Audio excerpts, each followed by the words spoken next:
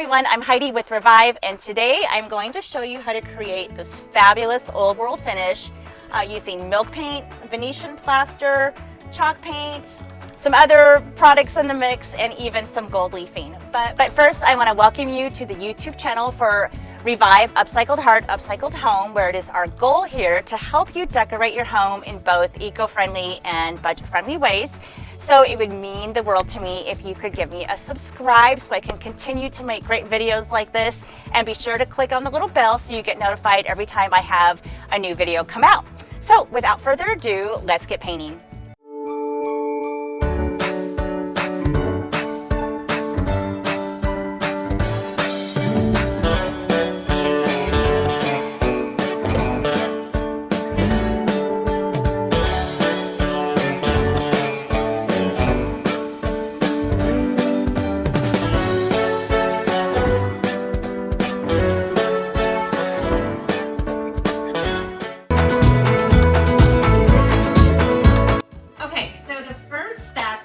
Creating this fabulous old world finish is to get the right supplies. Now, this particular project has a lot of supplies because there are so many layers of stuff and paint, and so I'm going to go over it really quickly. So these are mostly all Amy Howard at Home products. I just love her stuff, especially for old world finishes. So you're going to need 3 or 4 colors of milk paint depending on the look you want. I used Southern Gentleman, Putting on the Ritz, and a brown that I'm out of and I threw away, but I'll leave it along with a list of all of the supplies in the comments description section below.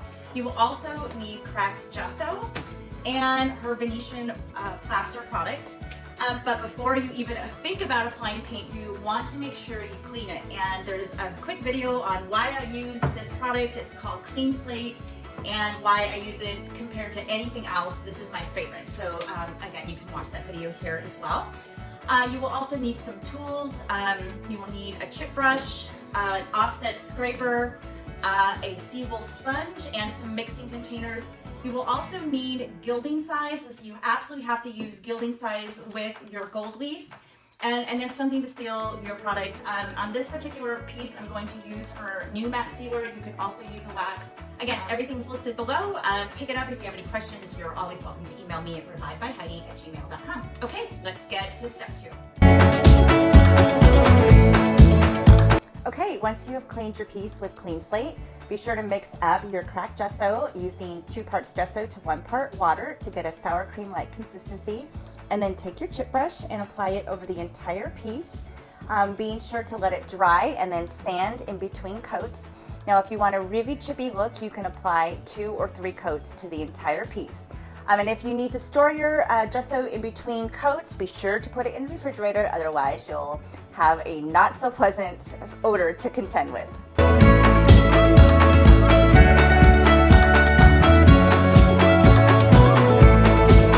Okay, it's time to mix our milk paint. For this project, I used 3 separate colors, but the first color is this beautiful green called Putting on the Ritz, and I mixed it up using a 1-to-1 ratio of water to powder, and I applied it in all of the areas that you see, highlighting all of the beautiful details. For my second color, I made a custom color out of Marsh Gray and Strasbourg White, and I mixed the powder before adding the water, which you will always want to do when mixing milk paint. And again, I mixed it up in a ratio of 1 part powder to 1 part water, and then applied it in all the other areas that were not already painted green.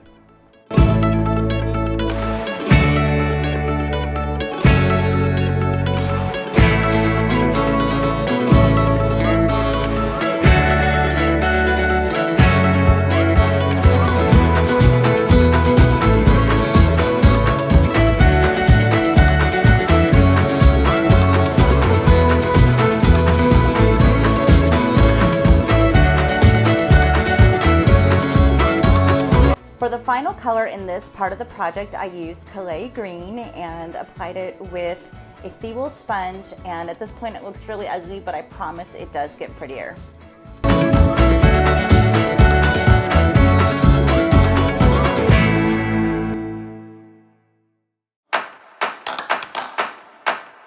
So you'll take and you'll make a glaze, and you're going to use 1 part glazed over to 1 part white, 1-step paint to 1 part water. Mix it up, and then get your chip brush and apply it over the entire piece, but work in small sections, because once you lay it down, you're going to take a lint-free rag and you're going to wipe it off. And because of the glaze is in it, it will dry very quickly. So again, you want to do it in small sections, wipe it off, and then continue to move throughout the piece.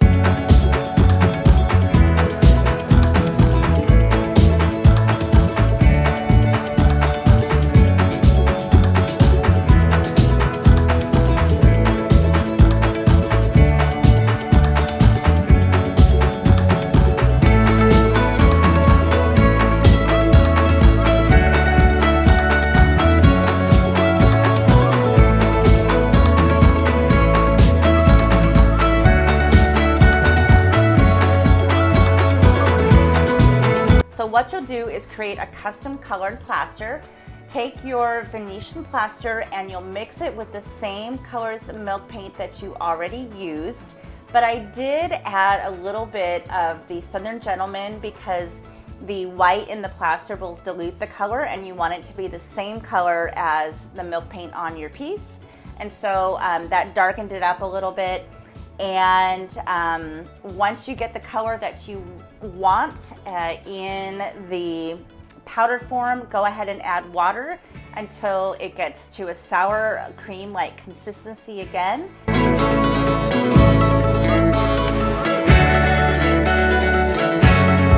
And then get your stencil of choice. It can't be a mush stencil, it has to be a Mylar stencil. Attach it with some tape. And I usually use some stencil adhesive on the back as well, but not too much because it will pull up the milk paint. And then take your offset trowel and start applying. And then apply all the way through the bottom of the stencil, and then gently pull the stencil up, and then clean up any areas that you overshot, and let it dry. Gently sand it down and repeat the pattern.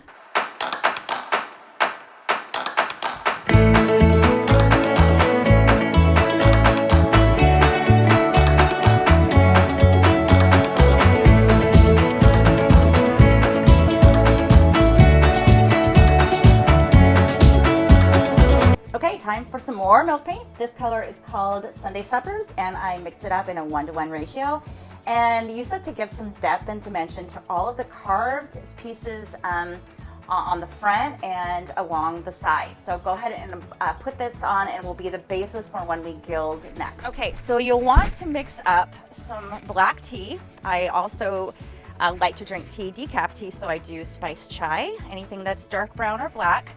And you will also need another container of water and a high quality seawool sponge. So first, dip your sponge into your water and wring it out just so it's wet. And then you're going to dip it in your tea. Make sure it's not steaming hot so you don't burn yourself. Again, rinse it out. I dip it in a couple times just to make sure it's nice and saturated.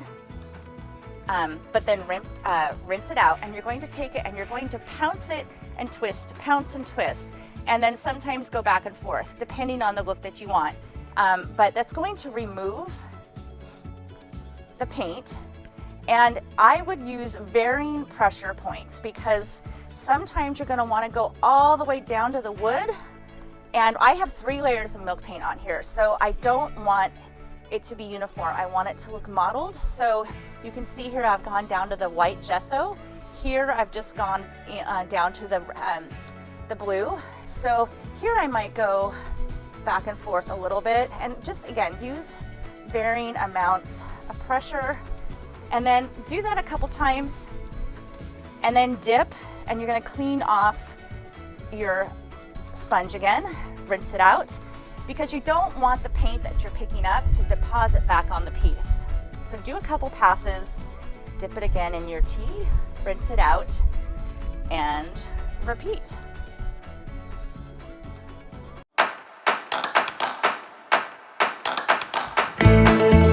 You will first grab an artist brush and your gilding size, and you will apply it to all of the carved pieces that you want to be gold. Now I didn't do 100% coverage, but rather focused on the ridges and on the tops of the carved pieces of this particular piece. You'll let that dry or come to tack for about 15 minutes. Next, take your book of gold leaf, fold back the edge, and then press firmly into the area that you had applied the gilding size. Cover the entire area that you painted on the size, and then get a stiff bristled brush and wipe away any excess.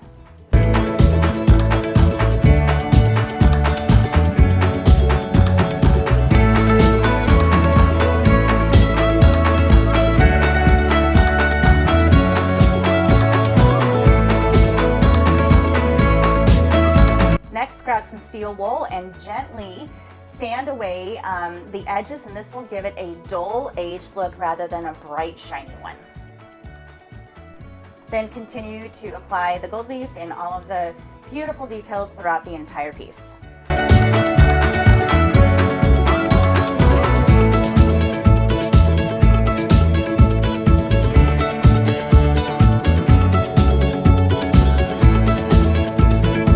Okay, did I say more milk paint? Yep, take that Sunday Suppers color you mixed up before and blot it on over the stencil to give that area of your piece a little bit more age.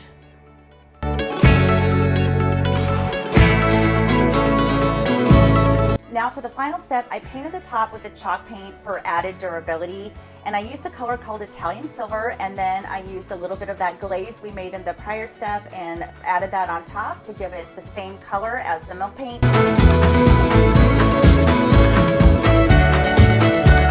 So here she is.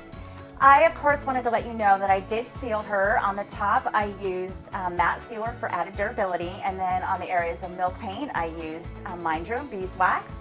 I also gilded the hardware, and I just love all of the cracks and crevices and that beautiful texture that you see throughout both the plaster and the milk paint. I even kintsugi'd the leg that I broke, and I am just in love. So I hope that this tutorial was helpful, and please let me know what you think.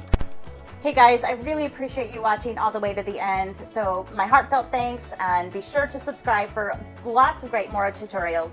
Thanks again, and have a fabulous day.